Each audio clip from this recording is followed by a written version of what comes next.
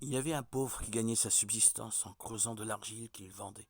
Un jour il creusa et découvrit là où il venait piocher une pierre précieuse d'une valeur inestimable. Comme il ignorait combien valait la pierre, il se rendit chez un bijoutier pour la faire estimer. Il n'y a personne dans ce pays qui puisse vous payer le prix de cette pierre, s'exclama l'artisan. Il faut vous rendre à Londres, la ville royale. Mais puisqu'il était si pauvre, il n'avait pas de quoi payer son voyage. Il vendit donc tout ce qu'il possédait, mendiant de porte en porte, jusqu'à ce qu'il réunisse assez d'argent pour se rendre jusqu'au bord de la mer. Il voulait embarquer sur un navire, mais il n'avait pas de quoi payer son billet. Il s'adressa au capitaine et lui montra sa pierre précieuse.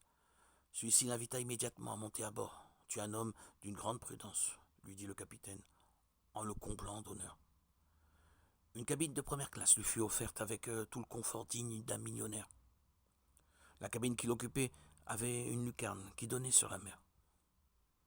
Et lui passait son temps à se délecter, à se réjouir de son diamant, particulièrement pendant le repas.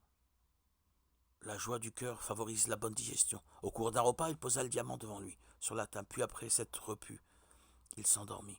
Entre-temps, le mousse qui nettoyait les cabines entra et s'empara de la nappe pour en jeter les miettes.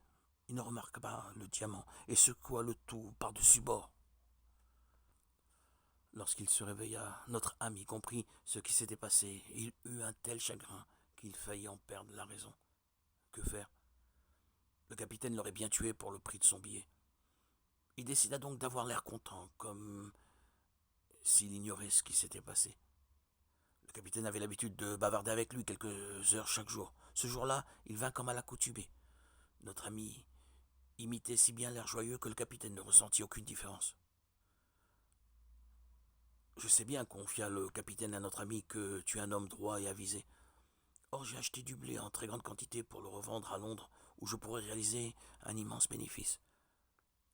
Mais je crains que l'on ne m'accuse d'avoir détourné la réserve royale. Passons donc l'achat en ton nom, je te paierai cher pour ce service. L'homme accepta. Ils conclurent l'affaire et signèrent. Alors, arrivé à Londres, le capitaine mourut subitement. Notre homme hérita de tout son avoir. Il y avait plusieurs fois la valeur du diamant. Ce conte nous enseigne. Le diamant ne lui appartenait pas. La preuve, c'est qu'il le perdit. Le blé lui appartenait. La preuve, c'est qu'il le garda. Et ce qui lui a permis d'atteindre son but. C'est parce qu'il s'est encouragé et renforcé. Il n'a pas perdu espoir. Voilà la leçon de ce conte. Ne perds pas espoir. Sois confiant. Place toujours ton regard, ton espérance en direction du Seigneur. Là se trouve l'essentiel